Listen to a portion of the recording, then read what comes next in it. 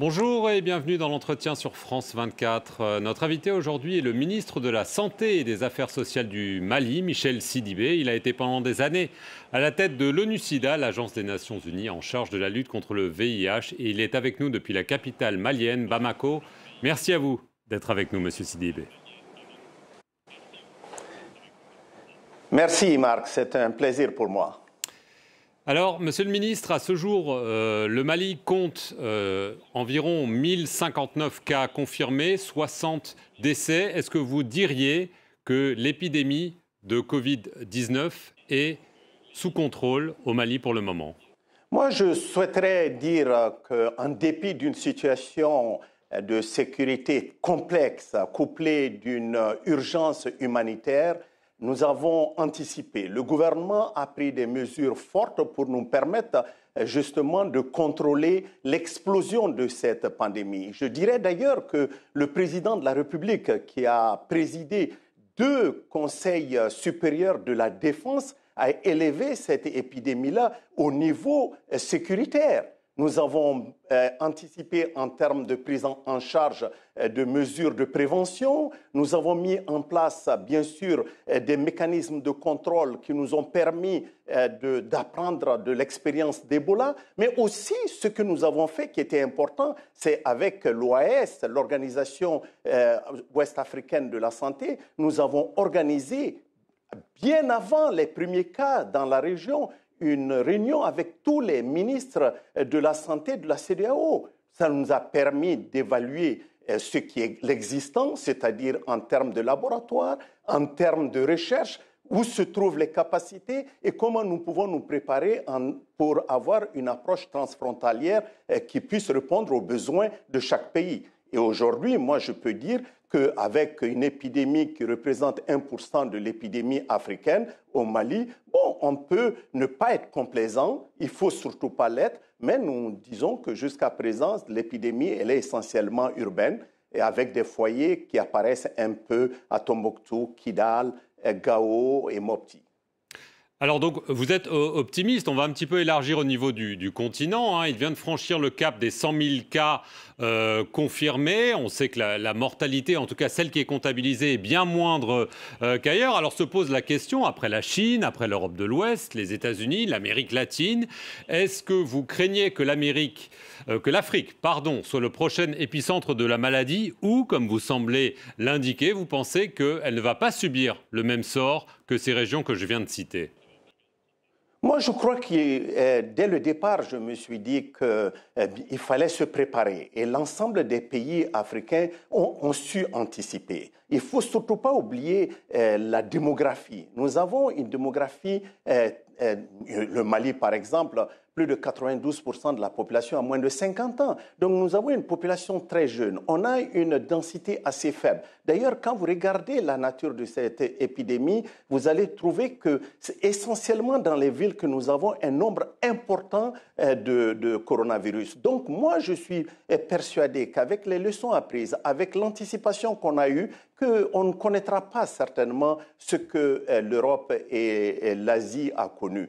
Bien sûr qu'il faut rester prudent, il faut continuer à faire en sorte que les mesures barrières existent. C'est pour cette raison d'ailleurs que le Mali a lancé cette idée d'un Malien, un masque.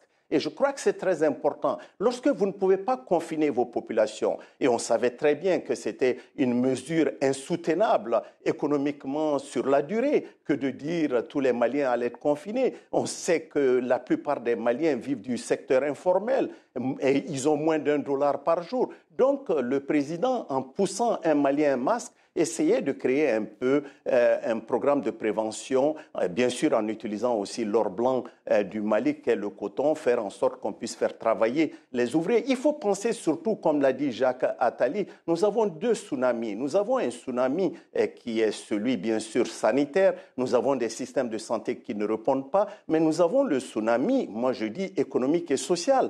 Et nous, on se prépare plutôt à ce 2e tsunami, parce que ces vagues peut faire encore plus mal, en définitive, à notre continent que cette première vague sanitaire. Donc le pronostic de certains, dont le secrétaire général des Nations Unies, qu'il y aura peut-être plusieurs millions de victimes en Afrique, vous pensez que, heureusement, il est erroné? Non, moi je pense que de toute façon, le secrétaire général, il faisait des projections basées sur des informations de l'époque. Et moi je crois que le secrétaire général, en nous appelant à la prudence, en faisant en sorte qu'on puisse anticiper, est une très bonne chose. D'ailleurs, on a anticipé. Nous avons fermé les frontières, nous avons fermé les écoles, nous avons pris des mesures barrières. Je crois que pour une fois, le fait que les pays développés aient eu à expérimenter cette crise avant nous, nous a permis certainement de définir d'autres formes de solidarité. Et d'ailleurs, cette notion de solidarité, il faut la redéfinir. D'accord. Alors, je veux en venir à un traitement qui fait polémique en France et ailleurs, la chloroquine. L'Organisation mondiale de la santé vient d'annoncer la suspension des essais cliniques qu'elle mène avec ce médicament suite à plusieurs études indiquant que c'est inefficace et même dangereux. Alors, est-ce que vous, au Mali, vous allez continuer à y avoir recours? Vous savez, nous, de toute façon, on a une seule organisation normative en matière de santé. C'est la plus grosse organisation du monde, qui est une organisation interétatique, c'est l'OMS. Donc, lorsque l'Organisation mondiale nous demande de repenser nos protocoles, la première des choses que nous avons demandé, c'est à notre Conseil supérieur de la science au Mali de revoir un peu quelles sont les dispositions à prendre. Nous avons suivi ce protocole comme la plupart des pays parce que nous n'avions pas ni de vaccins ni de médicaments et il semblait fonctionner. Et donc, bien sûr que l'OAS, l'Organisation ouest-africaine de la santé, nous avait proposé un protocole à suivre dans ce sens. Là, nous allons demander, bien sûr, à l'organe supérieur de la science. Donc vous êtes prêt éventuellement à suivre une recommandation de suspension de l'utilisation de la chloroquine au Mali? Si l'organe scientifique du Mali, en coordination avec l'ensemble, bien sûr, des organes de l'Ouest, de la CEDEAO, se mettent d'accord sur cette approche, nous suivrons cette approche. Alors, il y a aussi un autre remède dont on parle beaucoup en Afrique, c'est le Covid organique. C'est une tisane qui a été présentée par Madagascar comme un remède à base d'artémisia. Plusieurs pays africains en ont reçu. Est-ce que c'est une bonne idée, selon vous? Est-ce que le Mali est prêt à y avoir recours? Vous savez, moi je dis que lorsque nous n'avons pas de vaccin, nous n'avons pas de médicaments, et la science, elle est empirique. Aujourd'hui, s'il y a une plante et que cette plante permet de faire nous aide à atténuer l'impact de cette épidémie, bon, il faut l'expérimenter. Moi, je crois que ce qui est dangereux, c'est de rejeter. Nous avons une médecine traditionnelle, nous avons une pharmacopée africaine qui a été Mais vous allez donc l'expérimenter, le Covid organique précisément? Nous allons le demander et nous allons voir, en fait, avec nos scientifiques, avec la pharmacopée malienne, qu'est-ce que ça veut dire exactement ce Covid, quels sont les ingrédients. La science, elle est expérimentale, hein, et je pense qu'il faut aller avec, elle est empirique au départ, donc il faut aller avec les éléments qui existent et les tester et voir comment. Regardez ce qui se passe aujourd'hui. 80 à 85% des ingrédients actifs pour produire des médicaments viennent de Chine. Et quand vous regardez, ces ingrédients actifs, ce sont des ingrédients qui proviennent, pour la plupart des cas, de la pharmacopée chinoise. Donc, il faut ne pas ignorer cela. Je crois qu'on est dans une phase aujourd'hui où le monde doit travailler ensemble, où on doit explorer tout. Les espaces ne doivent pas être exclus. Alors, vous avez dit que les écoles ont été fermées, mais des législatives se sont déroulées et les mosquées n'ont pas été fermées. Est-ce que ce n'était pas prendre un risque sanitaire inconsidéré?